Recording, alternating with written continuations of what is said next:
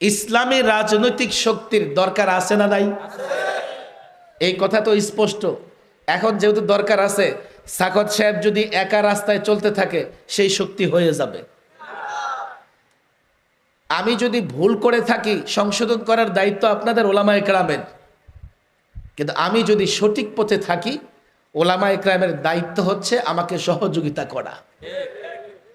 গত 16টা বছর আমি চাইলেও কোনো না কোনো বাজারে উঠে আমার নিলাম হয়ে যাইত, 2-4 টাকায় তো বিক্রি হইতে পারতাম।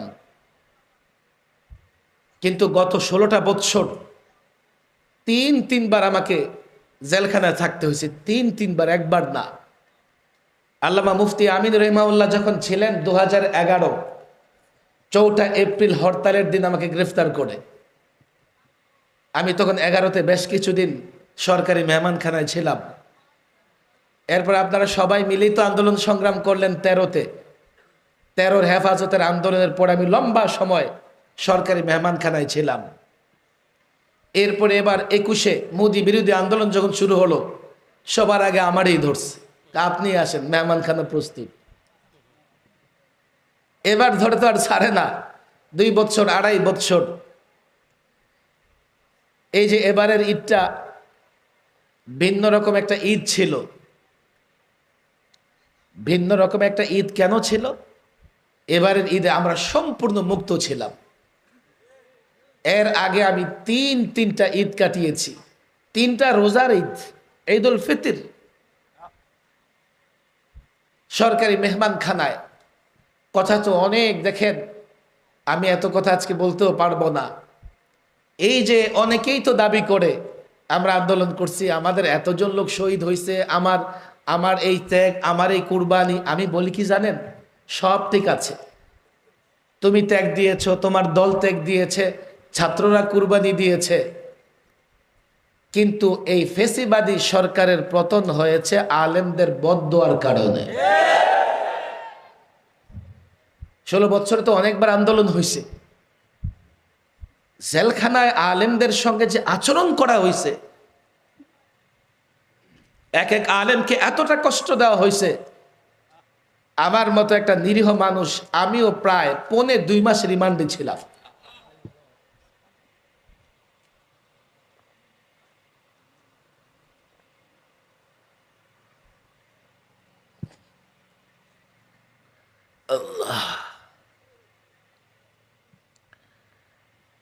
রিমান্ড থেকে আমাদেরকে যখন কারাগারে নেওয়া হয়, কারাগারের ভেতরে আলেমদের সঙ্গে যে বৈষম্যমূলক আচরণ করছে।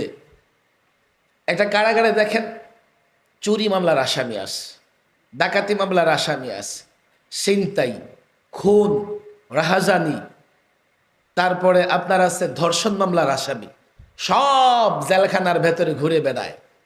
জেলখানার ভেতরটা একটা পার্কের মতো করা আছে। সেই জেলখানায় এক একজন আলেমকে ফাঁসির সেলে 24 ঘন্টা তালাবদ্ধ করে রাখত।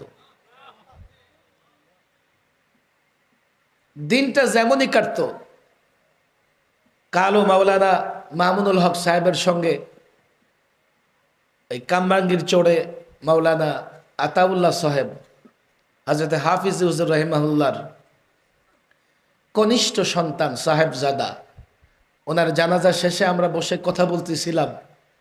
মাওলানা মামুনুল হক সাহেব আমাকে বলতেছিলেন যে জেলখানায় রাতগুলো খুব ভালো কাটত।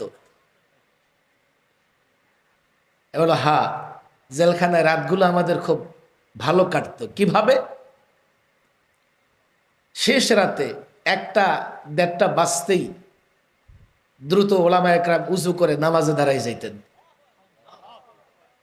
এক একজন দাঁড়ায়া তেলাওয়াত করতেছে আর কাঁদতেছে, কেউ রুকুতে পড়ে কাঁদতেছে, কেউ সিজদায় পড়ে কাঁদতেছে।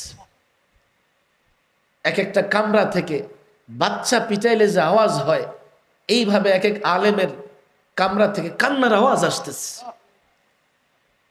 2.5 বছর 3 বছর আলেমরা এই ফাঁসির সেলে 24 ঘন্টা আবদ্ধ থেকে পরিবার থেকে বিচ্ছিন্ন, এমনকি অনেকে আইনজীবী থেকে বিচ্ছিন্ন, অনেকে জেলখানায় তার সন্তান মারা গেছে খবরটা পর্যন্ত তারা দেওয়া হয় নাই। আমার বাবার ইন্তেকাল হয়ে গেছে, আমি জেলে, আমাকে লাশের মতো করে গাড়িতে করে জানাজায় আনা হয়েছে, তাও মধ্যরাতে। যা খুশি তাই করেছে আলেমদের সঙ্গে। আর আলেমরা আল্লাহর আদালতে বিচার দিয়েছে। কেউ বলে যে চট করে আসবে, কেউ বলে যে ফিরে আসবে। দেখো, আল্লাহর গজবে যাদের পতন হয় তারা ফিরতে পারে না। ফেরাউন নমরুদ নিদর্শন হয়ে আছে, নিদর্শন। কিয়ামত পর্যন্ত লোকেরা ফেরাউন নমরুদের ইতিহাস থেকে শিক্ষা নিবে।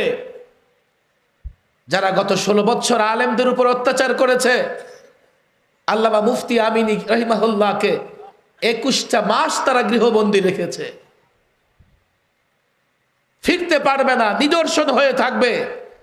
অন্তত আগামী 100 বছর লোকেরা বলবে আলেমদের উপর জুলুম করলে এমন পরিণতি হয়।